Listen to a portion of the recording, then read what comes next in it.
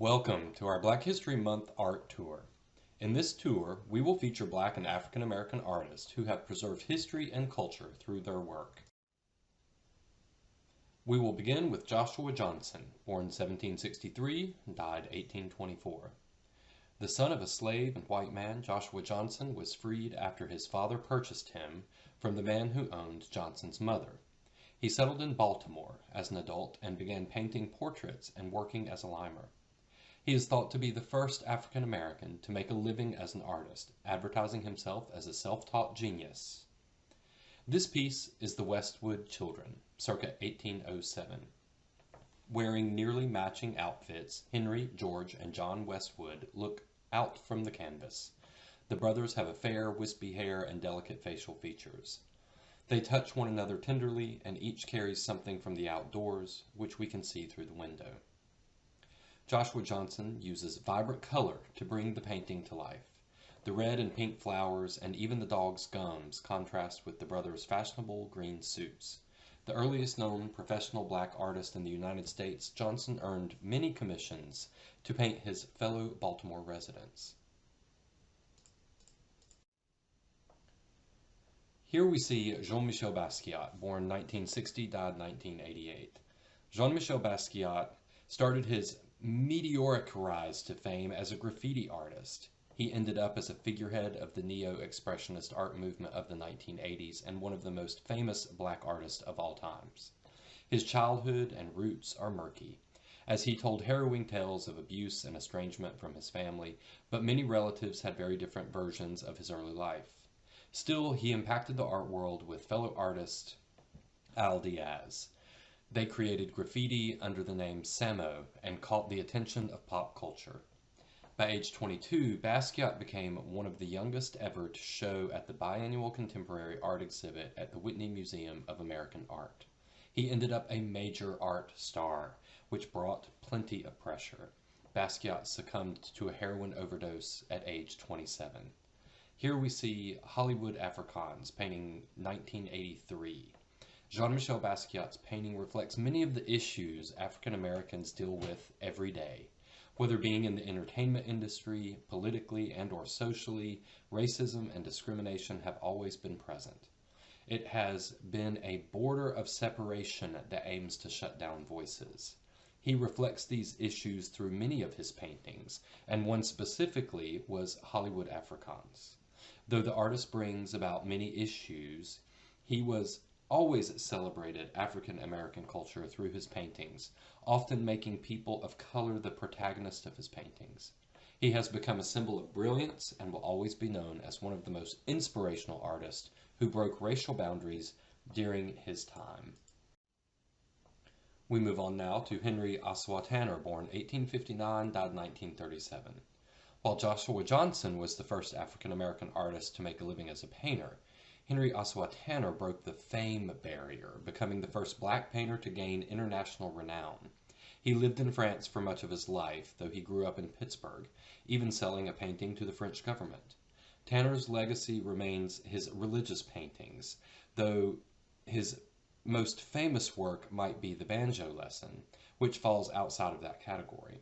His art education at the Pennsylvania Academy of the Fine Arts brought him in contact with a teacher called Thomas Eakins, a major force in American art who liked Tanner and his work.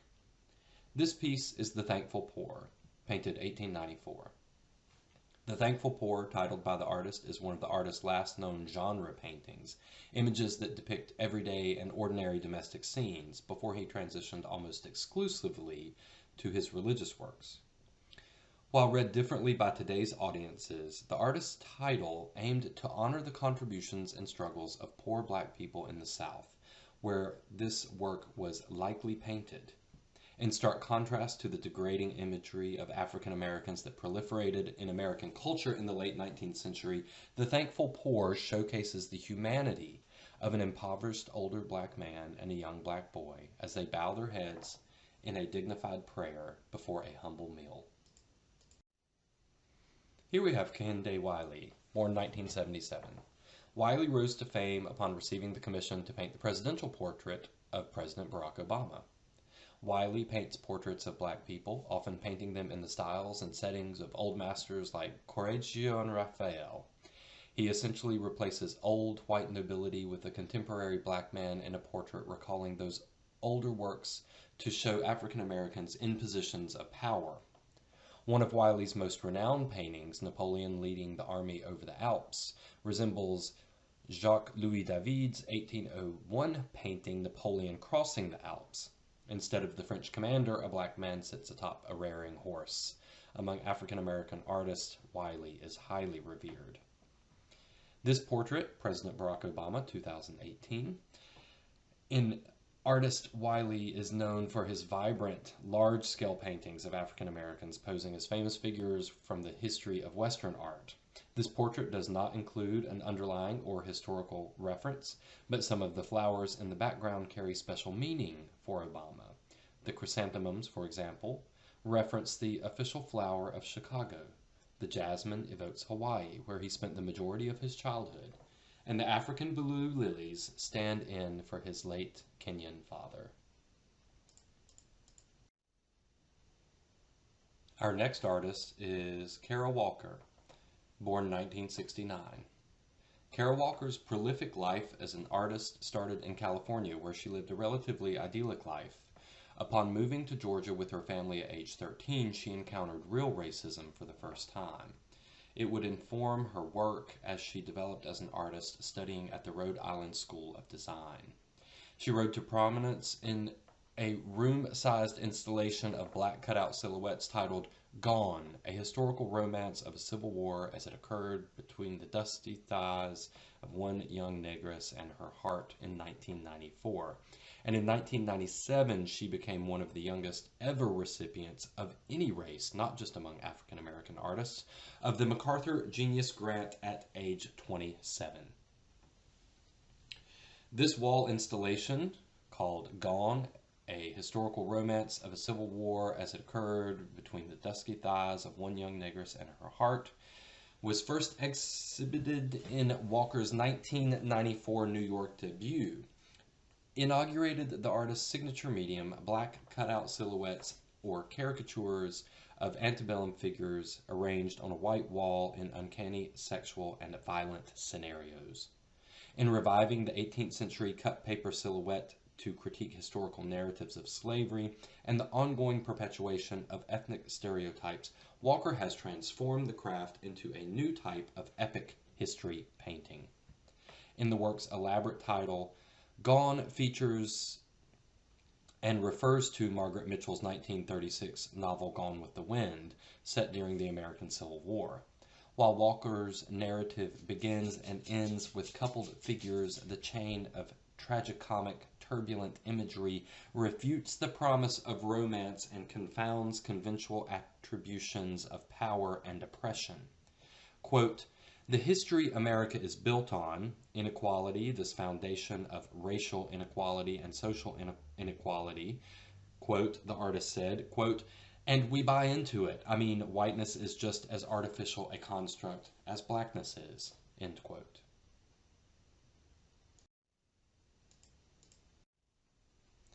Here we have Kerry James Marshall, born 1955. Marshall uses his work to confront racial stereotypes, making him one of many black artists to focus on race and its effects on people's experiences in the world, often painting his African American subjects in dark shades of black with brilliant white eyes and teeth. Marshall has said he aims to add traditional African art tropes and techniques to his depiction of modern African American life. In a series called The Garden Project, Marshall shined a harsh light on the difficulties of living in low-income housing projects, a difficult reality for many of the contemporary African Americans. He sought to show the absurdity inherent in naming so many of these places gardens and the negative effects such places can have on African American culture.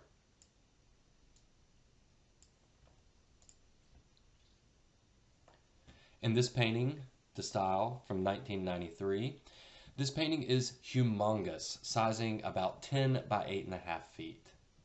This scene and the people within it want to be seen. But while the size of the painting makes it hard to miss, it can be argued that the reason it's so big is because he wants its audience to place themselves within the scene, forcing them to lock eyes with the individuals that look out at them. You simply can't help but glance back and take everything in. It reaffirms you, it challenges you, and inspires you all at once. The style also takes inspiration from different famous works of art history.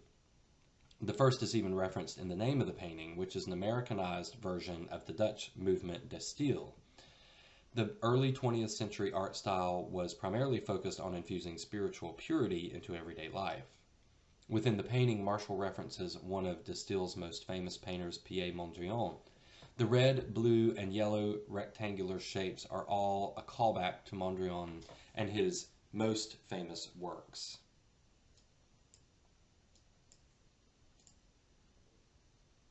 The second piece of art that de Stijl references within the four corners of its canvas is Hans Holbein's portrait, The Ambassadors. In both Holbein and Marshall's paintings, the subject within wear what could be considered fashionable clothing for the time and culture, while gazing out at the audience with assertive confidence.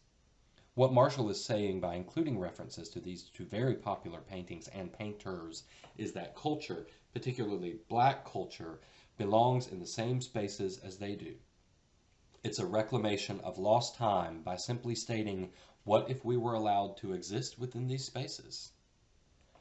Once you're drawn in by the aspects of familiarity, the painting tells you, now look what we have to offer, and then proceeds to show you things that aren't inspired by famous dead white artists, but instead are representations of unapologetic blackness. The scene itself takes place within a barbershop, which is widely known to be a place where black culture and community thrive. But beyond that, the stark colors, extravagant hair, and decoration of the scene are all ways to present to the audience that this is a real black moment. It's not something imagined to get oohs and ahs from its onlookers. It is real. It may seem familiar to you, or it may seem foreign. But either way, it's authentic. And you'll be a different... Our next artist is Norman Lewis, born 1909, died 1979.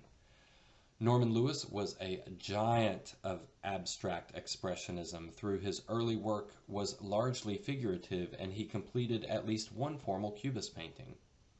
He co-founded the Harlem Arts Guild and was associated with the 306 Group, a collection of Harlem artists, writers, and other creatives. Some of them included Augusta Savage, Jacob Lawrence, Ralph Ellison, and Richard Wright.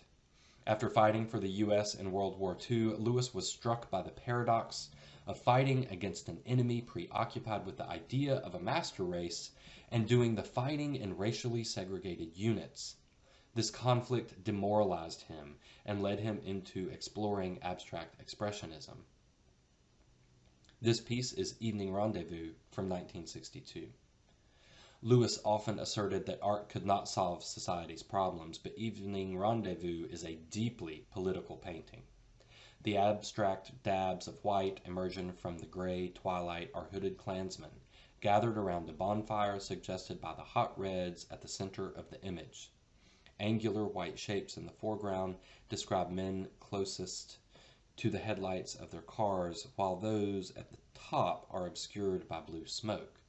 In its combination of red, white, and blue, Lewis mocks the patriotism that the Klan often claimed in its defense.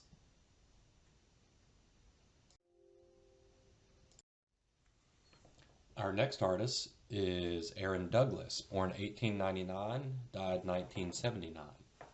After growing up in Kansas and earning a fine art degree from Nebraska, Aaron Douglas was drawn to New York after learning of the Harlem Renaissance.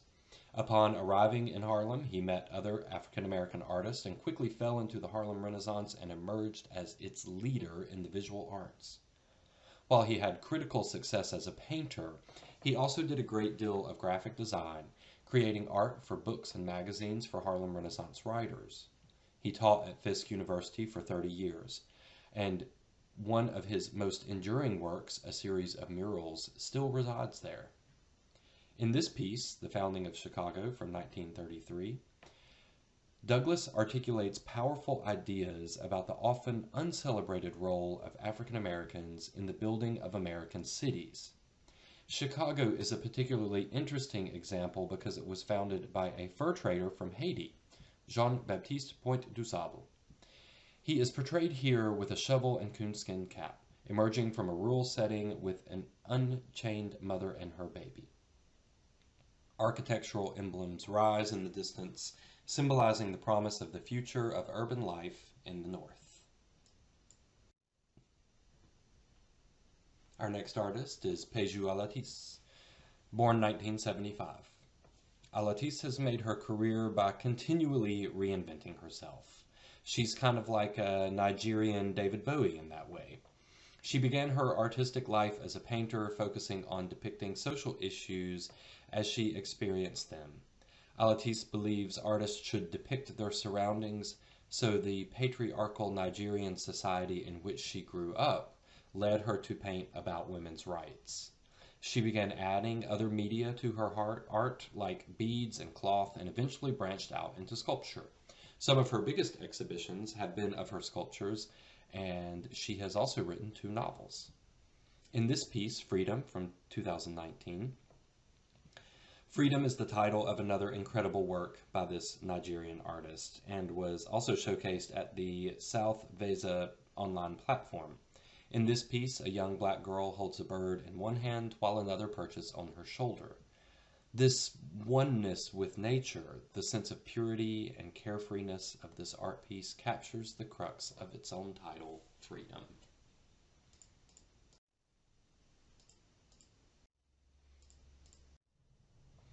Our next artist is Charles Austin, born 1907, died 1977. Austin eschewed the idea of so-called black art, believing instead that African American experience was not just the black experience, but an American experience. As the first African American supervisor for the Works Progress Administration, Austin oversaw murals and other art projects. He also designed and painted some himself. He was also a sculptor, creating the iconic bust of Dr. Martin Luther King Jr. When that piece went on display in 1990, at the White House, it became the first image of an African American ever to be displayed there. Here we see Girl in a Red Dress from 1934. Art historian Richard Powell describes Girl in a Red Dress as an exemplary portrayal of a woman who is defiantly black, beautiful, and feminine, yet also unsettled, mysterious, and utterly modern. Austin, a foundational figure of the Harlem Renaissance, depicts the young woman in a way that embodies the artist's synthesis of African aesthetics, in this case resonant with Fang reliquary busts, and modernist pictorial flatness in portrayals of African American subjects. Her graceful elongated neck and sculpturally rendered face combine with stylized modern attire and a contemplative gaze to the side conveys an enigmatic effect in which the unnamed sister is seemingly oblivious to the viewer. This is our last artist, Lois Malo Jones, born 1905, died 1998. Jones graduated from the School of the Museum of Fine Arts in her native Boston before designing textiles in New York City. In 1928, she stopped that and joined the North Carolina Palmer Memorial Institute faculty. She studied in Paris and Italy before World War II, producing many watercolors. In her paintings, she used tribal motifs from African art. She later incorporated elements of Haitian art she explained with her experienced with her Haitian husband. She spent more than 40 years on the faculty at Howard University, teaching art to such African American artists as Elizabeth Catlett and David Driscoll. In this piece, Cauliflower and Pumpkin from 1938, Jones was awarded a fellowship in 1937 to study painting at the Académie Julian de Paris. There she produced some 40 pictures in just 9 months, one of which was Cauliflower and Pumpkin. Her skill as a painter is evident and reflects her recent study of the work of French post-impressionist Paul Cézanne. In this traditional still life arrangement of a cauliflower, gourd, potatoes, knife, and drapery, Jones achieves a poetic realism that transcends the mundaneness of her props. With thick, painterly strokes, she sculpts the forms in space, using precise planes of color to suggest the smooth surfaces of the pumpkin and the tabletop. Thank you so much for enjoying this art tour with us and celebrating Black history through the eyes and the works of great Black artists throughout the world. Thank you.